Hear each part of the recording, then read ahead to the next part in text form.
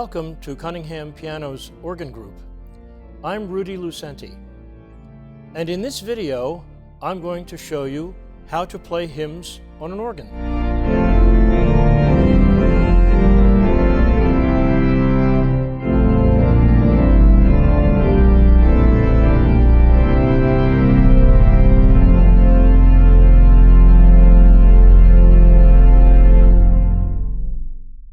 Before we actually get into playing a hymn, we should really look at the obvious differences between an organ and, let's say, a piano.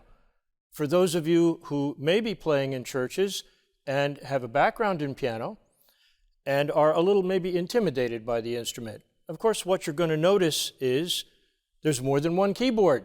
In some cases, 3, as on this instrument, in some cases 2, and in some cases even more than 3.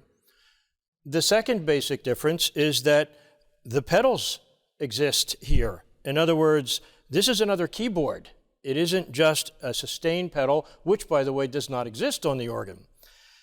The third difference is that the keys don't do anything unless you have engaged a sound known as an organ stop. So it's essential to be able to know which sounds to engage. And then the last difference is that once you engage a sound, how you hit the key in terms of the amount of force you use will not make a difference in the volume. In that case, there are other pedals called expression pedals that determine the volume of the instrument. On this instrument, with 3 keyboards and a pedal board, it would be considered an instrument that has 4 divisions. And each keyboard has its own set of native sounds because, as you see, the keys do nothing. If you don't have a sound engaged for that particular keyboard, you won't get any sound. The second thing you will probably notice is that there are fewer of them. There are about 61 keys, generally speaking, on an organ. On some very old instruments, you might find only 56. So you will run out of keys at the top and the bottom, depending upon what you're playing or how you're trying to play it. The second thing is that you will notice that in addition to the fact that the layout of the keys is the same, when you're dealing with the sounds that you engage, you have to know how to make those sounds louder or softer, because no matter how hard you hit the keys, nothing will change. If you have a sound on, you'll get that sound, but you can't make it louder or softer by key strike pressure. You have to know how to do expression. Expression are these pedals down here. They are not gas pedals, nor are they a footrest. From that standpoint, when they are in this position, you'll see that the organ is louder, and you'll see that it actually tells me that, or that it is softer, and it actually tells me that. So those are important as well in terms of hymn playing, or in terms of any playing, but today we're discussing hymns. The next difference is that you see all of these other buttons here. They're really little tabs, and as you see, they don't make any sounds. What they do is they allow you to interact the different keyboards and the different sounds. Then over here, you see rows and rows of stops, known as organ stops, or these knobs. And you see the same thing on this side. But what you will notice is each set has its designated keyboard. In other words, on this organ, this is the Swell keyboard, known as the Swell, and these are its native stops. This is the pedal keyboard down here, and these are its native stops. And then we have the Great keyboard with its native stops, and on this organ, which is a 3-keyboard instrument, the bottom keyboard can sometimes be called a positive, or in this instance, a choir. Let's talk a bit about the sounds we can get on the middle keyboard on this organ, known as the Great. You may find this as the bottom keyboard on some 2-keyboard instruments, but the Great is your go-to keyboard, and it's where you will be almost all of the time in hymn playing. The first thing you want to look for is called a diapason. The first sound you would want to look for is called a diapason.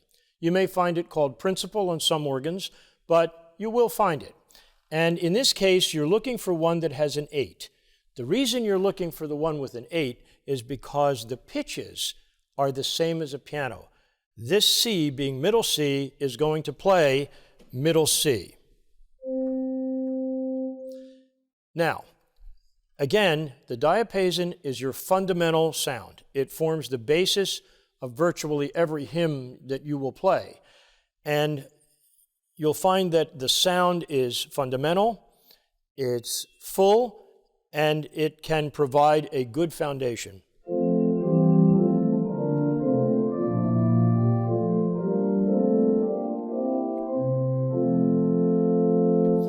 Now, the beauty of the organ, of course, is that while a congregation can hear that very well, when they start to sing, they don't hear it at all because they're singing the same pitch.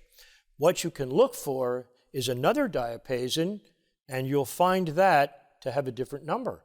That will have a 4 on it.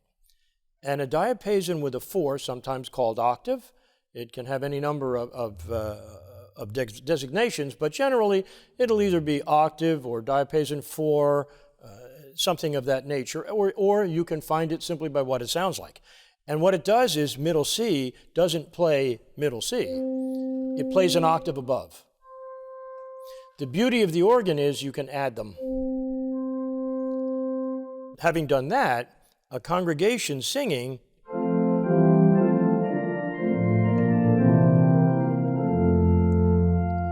they can hear this, and as a result of that, they can follow the melody line very easily. Again, you can go even one step further, because then you're going to see some stops with a 2. And instead of being the octave higher like the 4, it's even yet another octave higher. And when you start adding those,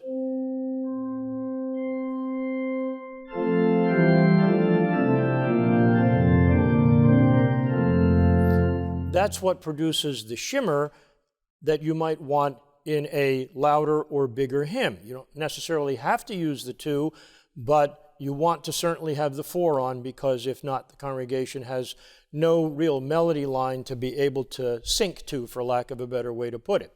Now, generally speaking, when you're dealing with the Great Division, dealing with the diapasons is most important in hymn playing, because it's the basic. It's the flour for the batter. You can worry about the icing on the cake as you learn the instrument and as you explore the instrument and some of its other resources. So let's just stick right with where we are with that just 8-4-2 sound, and again, I'll demonstrate what it does.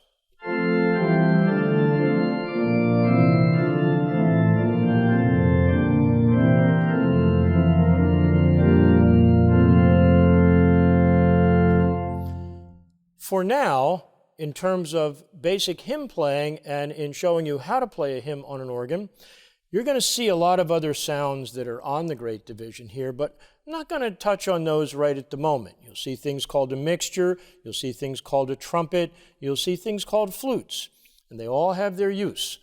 But for now, in terms of hymn playing, we're just going to stick to the fundamental diapason sound.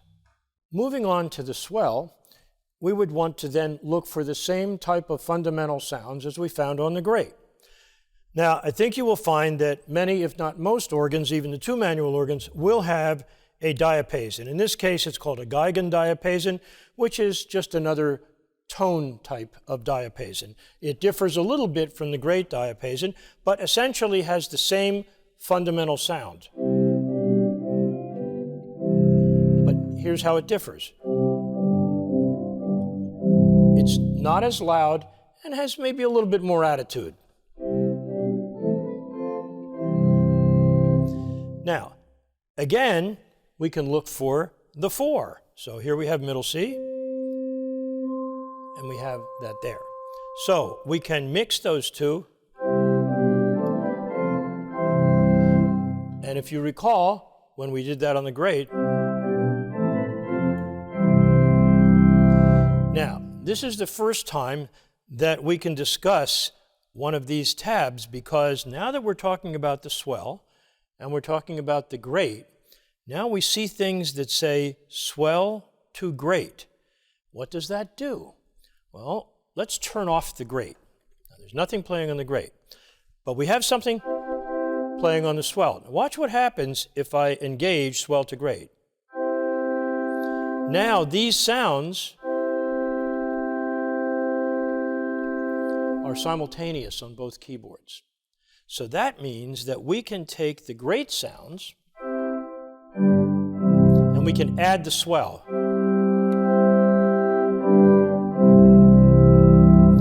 Now, one of the differences you might find is you notice that this does not have a 2 above the 4 the way it did here. The 2 is over here, and it's a flute on this organ. And on many organs it may be called any number of things, but while it is an octave higher, it's a little harder to hear. That's not a disadvantage for this reason. You might want to have the great, you might want to have the swell with it, but you don't want this. That's too much. So you can add. So you see, there's a lot you can do with just piano skills, essentially, because all I've done is I've engaged, there's only 5 sounds happening here, and yet that gives me plenty of comprehensive sound to even play hymns. Moving on to the choir or positive, depending upon the instrument. Once again, here we can find a diapason sound. And again, it's different. But it's in the same family, so it's not terribly different. It's a little thinner, and it tends to not be quite as loud. And then, as you see, now we have 3. Again, on the choir division, we can find a 4, and here for the first time you see the designation principal. So that gives us that octave higher, and on the choir division here, we have the 2, so we can go an octave higher. And it's softer, so that gives us an opportunity to be able to get a little bit more creative as we move along. Remember that you never really need to move away from this keyboard because of what we talked about, these tabs up here, which are called couplers. So we can pick, let's say we're going to play a hymn, and we pick an 8/4 diapason.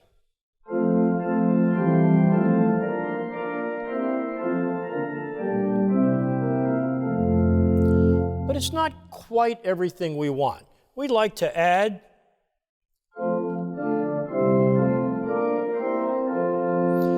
so if we add now the swell to the great,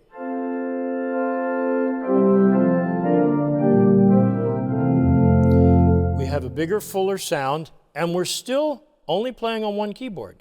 Now we can find those sounds on the choir, and we can add those, because here's one that says choir to great. And again, now we have all 3 keyboards playing on one, and we don't have to worry about going from one to the other.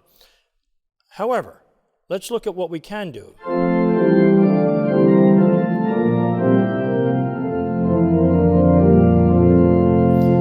So if you wanted to get really creative, you can then move to another keyboard.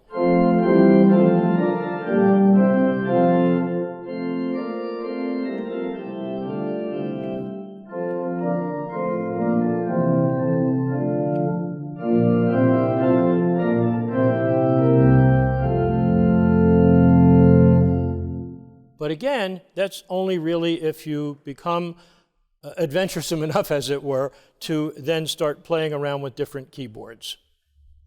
We had talked briefly about these pedals that are used for expression or volume of the instrument, and the important thing is to have a sense of what it is they do. They are not a footrest, and while they can be moved and the organ can be made louder or softer, it's important not to make too many changes in them that might be confusing to a congregation or an audience. What I mean by that is if you start too soft and you notice there are no lights lit and we're playing that same hymn, not going to be very thrilling.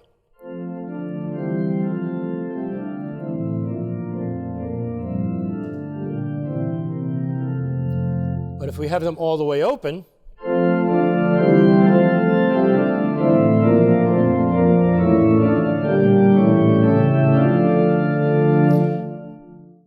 I'm going to play that hymn all the way through, and I'm going to do several things. I'm going to play the first verse entirely on the great with the expression where I think it would be for a typical hymn playing.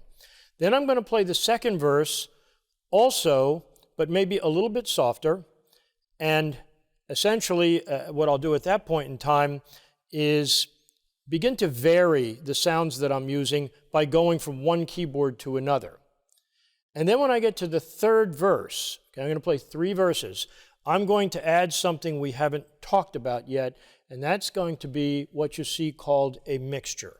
Now, I will tell you that if you add a mixture, you're going to get more shimmer. Think of it as the 2-foot on steroids. But you want to be very careful doing that, because unless the audience or congregation is robustly singing, it will not particularly help you, and in fact may cause them to sing less. But it'll give you some idea of how the instrument can be used to become even more thrilling, and how it can make a hymn that, again, we're so used to doing, everybody knows it, that hymn, and it can make it much more exciting for the singer. So I'll start with the first verse.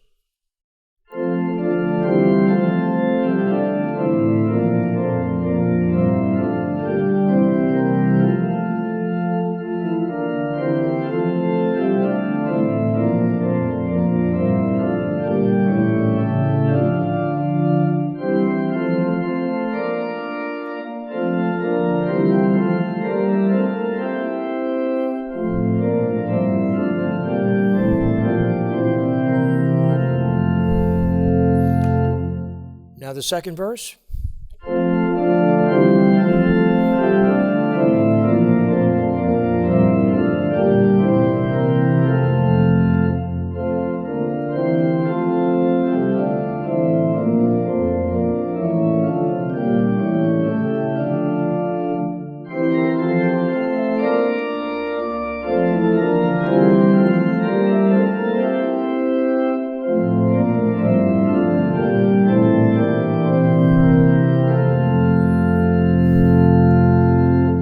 And then I'll use the mixtures, and you'll see what they add to the sound.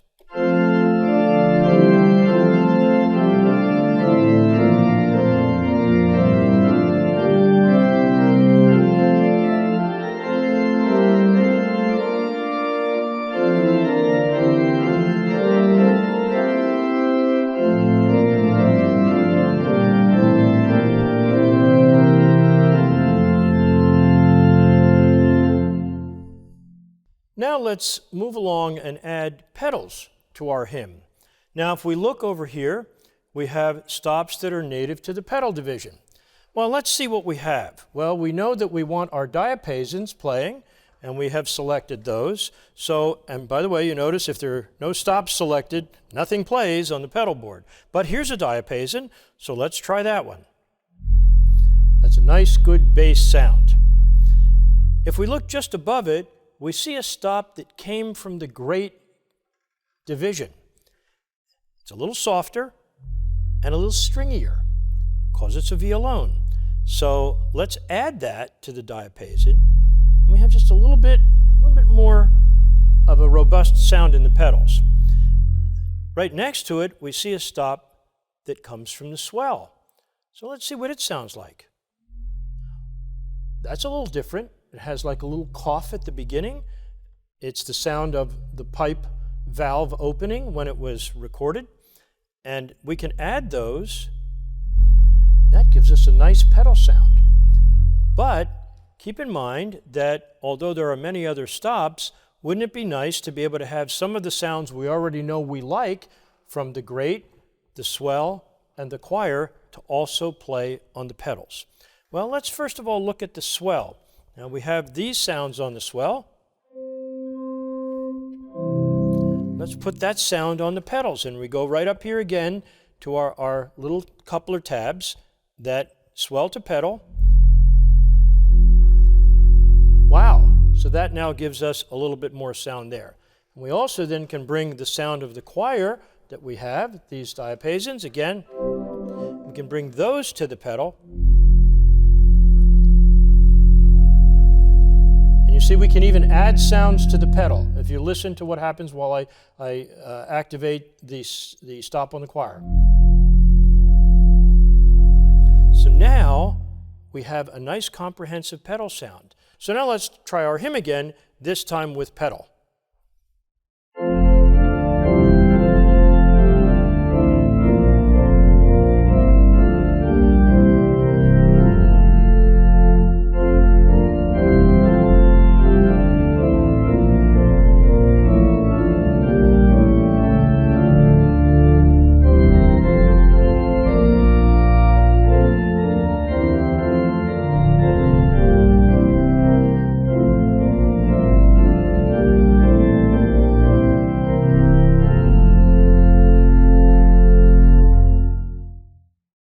Thanks so much for taking the time to watch this video.